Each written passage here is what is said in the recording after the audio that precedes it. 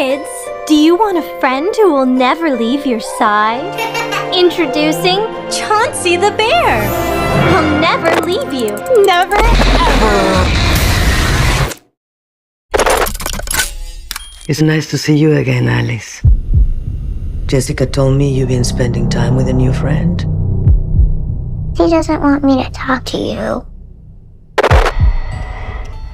Chauncey? My favorite thing is his eyes. I can see anything I can imagine in them. He asked you to do something that hurt you.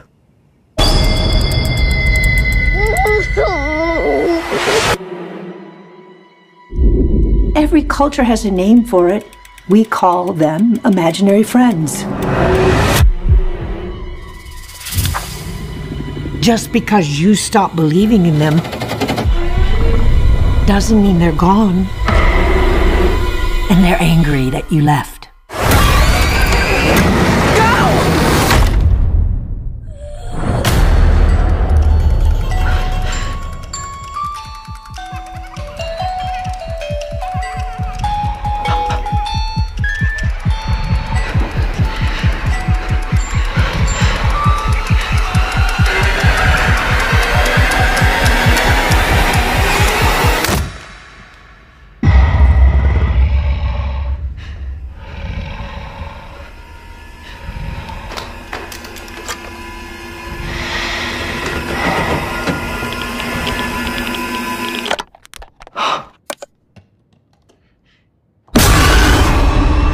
It was just my imagination.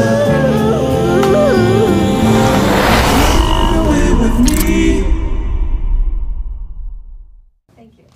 Alexa Romero covering for Nerds Rule the World. Okay. Hi, how are you doing? Hi, Alexa, I'm well. How are you? I'm great. So excited to talk to you. I have a couple questions. You know, many know you as Jesus on The Walking Dead, and now they will know you as a rock star dad, Max in Imaginary. Do you enjoy playing in the horror genre? Yes, very much, especially on this scale for a company such as Blumhouse and with working with Lionsgate. This is actually my first American studio movie. And for it to be coming out in the way that it is, and all of the press and the fun opportunities to promote the movie, is a really enjoyable experience. That's great. Can you tell us about booking this project with the current horror masters that is Blumhouse and working with your co-star, DeWanda Wise? Yeah, I'd been looking to work with Blumhouse for a while. I really admire what they do and the space that they occupy. And I think they've managed to open up horror to a much wider audience. I really like really scary horror, but I also like subtle horror. And I feel like they do their best to mix the two, to bring it to the widest audience possible. And I really enjoy that And they also like have great design. Like if you look behind us, you can see like just the color palette and the different aspects of film which make it attractive to an audience. And DeWanda's fantastic. Like she, brought me to the project really. The script came to me and the project came to me, and there were lots of different aspects to it that were attractive, like the company and the concept. And then the fact that DeWanda was the lead, she's such a talented actress with a great, I don't want to get this right. Because you'll come at me if I say the wrong thing. No, she's just such a capable actress and is so emotive and expressive that it makes everything very easy. She's also a great presence on set. She's the lead of the movie, and when the lead of the movie is very welcoming and collaborative, it just makes everything so much easier from beginning to end. So I knew I was going to have a pleasant experience. This is the first movie that I've been away from my son, like a newborn son, and I wanted to make sure that it was worth it, and I was very happy to join this casting crew and work alongside DeWanda. And what was your favorite part about, taking part of this project? The fact that it has practical effects. I grew up in the 80s, and all of the horror movies then were all practical, very visceral, like men in suits kind of thing. And I think it has a very different feel to... There's a lot of CGI in movies today and a lot of fake monsters, and which aren't really there. And so when you're an actor and you're kind of doing extra work to be scared of something, And even when you're told on set, oh, it's going to look like this, by the time the movie comes out, it looks completely different, and it's not exactly what you imagined. And so you're never quite there in your mind with the performance. Whereas in a movie like this, it's there in front of you, and it takes a lot of that imagination effort away, so you can just react in the moment. And I think that was really helpful for all of us.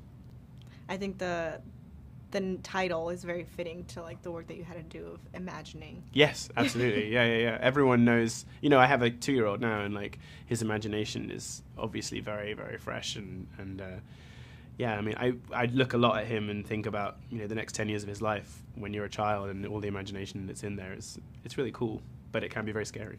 Very scary, definitely. As the film's central theme centers around imaginary friends, we've had in our youth. Have you thought about it in regards to your own personal story, and can you share that, maybe like something related to your son?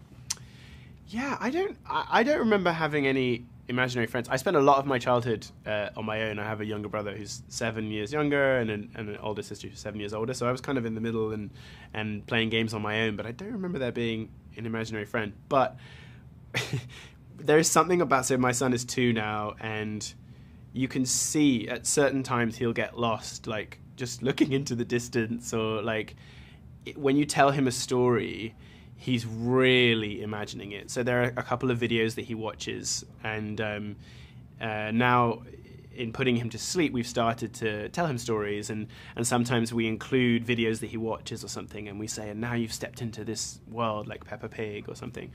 And he's just really there. He's like, I'm there with you, we're in Peppa Pig world, and we're doing Peppa Pig stuff. And it's so cool because you can tell that it's so present for him, and it's not like, oh, that would be nice. Oh, he's there with you. And it's the power of imagination is really, really strong, especially when you're young. And I mean, when we're adults, I think it feeds into you telling yourself, if you can imagine yourself, you know, winning that Oscar or being in that movie or whatever, I really believe there is a lot of power in that. And I think the older you get, the easier it is to lose that. But the power of imagination is really, really strong. Visualization and stuff. And I think if you can hold on to that from childhood, it will benefit you. And especially in your career, that you have to imagine and really like step into your different roles as well. Absolutely, yeah. My last question for you, why should people see this film? I think people should see this film because it's a really great gateway into the horror world. It starts off in a certain way and ends in another way, but I don't think it will put you off horror films. I think Blumhouse does a really good job of including people. And I think it's a movie that you can watch with most members of your family and have a good time. Fundamentally, I think that's what movie going should be about.